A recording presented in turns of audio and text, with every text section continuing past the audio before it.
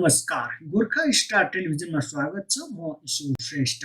आज हामी तपाईहरुको माझमा राष्ट्रिय झण्डा जलाएर गीतको शब्दले नेपालको पहिचान नै अपमान गरेको भिडियो प्रस्तुत गरेका छौं। भदौ 1 गतेको दिन नेपाल झण्डा जलाएको देशद्रोही नामक एउटा गीत Mongol hub official YouTube channel मार्फत सार्वजनिक भएको छ। जुन गीत चैत्र 9 गते मकवानपुरमा छायाङ्कन गरेको दृश्य देख्न सकिन्छ।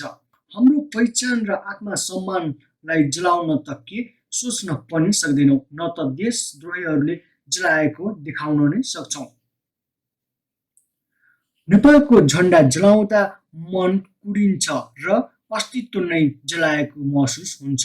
Mongol hub official YouTube channel मार्फत सार्वजनिक भएको देशद्रोही नामक गीतमा नेपाल झण्डा जलाएको स्पष्ट देख्न सक्दछौं। यति मात्र होइन, यो गीतमा भएको शब्दले पनि नेपालको पहिचानलाई अपमान गरेको छ।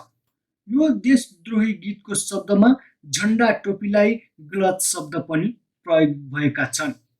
गीतमा टोपीलाई ढाल खण्डम जस्तो र झण्डालाई महिलाले लाउने भित्री वस्त्र जस्तो भनिएको छ। यस्ता देशद्रोहीलाई कानुनी कारबाहीको दायरामा ल्याउनै पर्छ।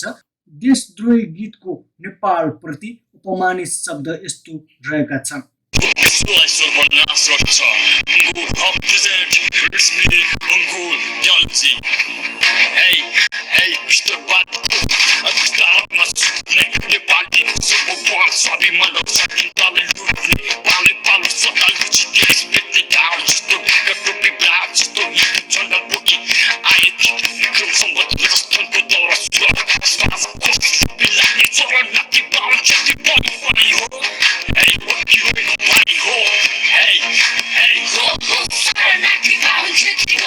यस्ता नेपालको पहिचानलाई जलाउने अपमान गर्नेलाई कडा भन्दा कडा कारबाही हुनुपर्छ, कानुन बमोजिम सजाय दिनुपर्छ भन्दै यी देशद्रोहीहरूलाई तपाई के भन्न चाहनुहुन्छ कमेन्ट मार्फत भन्न सक्नुहुन्छ भन्दै म ईश्वर श्रेष्ठ आजको विषयवस्तुबाट बिदा माग्न चाहन्छु। धन्यवाद।